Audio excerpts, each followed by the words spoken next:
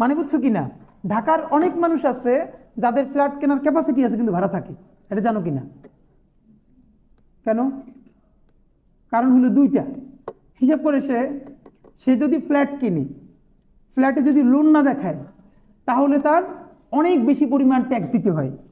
তো ট্যাক্স দেওয়ার পর সে যে পরিমাণ টাকা তার যাবে, এর থেকে সে যদি ভাড়া থাকে তার সেভিংস বেশি হবে ওই পরিমাণ ফ্ল্যাটে সে ভাড়া থাকলে।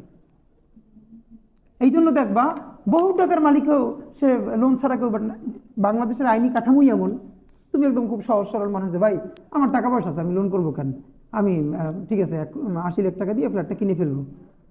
কিন্তু এইটি হলো ভালো চিন্তা, কিন্তু তোমার রাষ্ট্রীয় নিয়ম এমন তোমার ভালো থাকতে দেবে না। তোমার উপর ভ্যাট তৈরি হবে যে কত পার্সেন্ট তুমি হিসেবে করবে না। আর যেই দেখাবো যে আমার 15 বছরের লোন, এই লোন দিয়া এই 15 বছর তোমার ভ্যাট ট্যাক্স মওকুফ, এরপর থেকে তোমার ভ্যাট ট্যাক্স বাড়তে থাকবে। অনেকে দেখবা ঢাকায় বিল্ডিং করে বাইরে প্লাস্টার করায় না,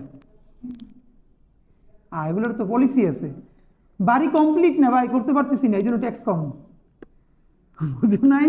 দেখবা ভিতরে ডেকোরেটেড বাইরে প্লাস্টার নাই, বাড়ি কমপ্লিট করতে পারতেছি না, অর্ধেক করে রাখি দিতেছে ছাদের উপরে, আর যেই ডেকোরেটেড রোড তখনই ট্যাক্স বাইরে যায় সিটি কর্পোরেশনের। তো এই জন্য হইলো তুমি যত লোন দেখাবা তখন তোমারই কমবে। এই জন্য হলো রাষ্ট্রের তো কিছু জায়গায় মানুষ ভালো থাকতে চাইলেও পারে না, তার লোন নিয়ে নিয়ে দেখাইতে হয় যে এই আমার লোন আছে, আমি এটা চালাইতে পারতেছি না।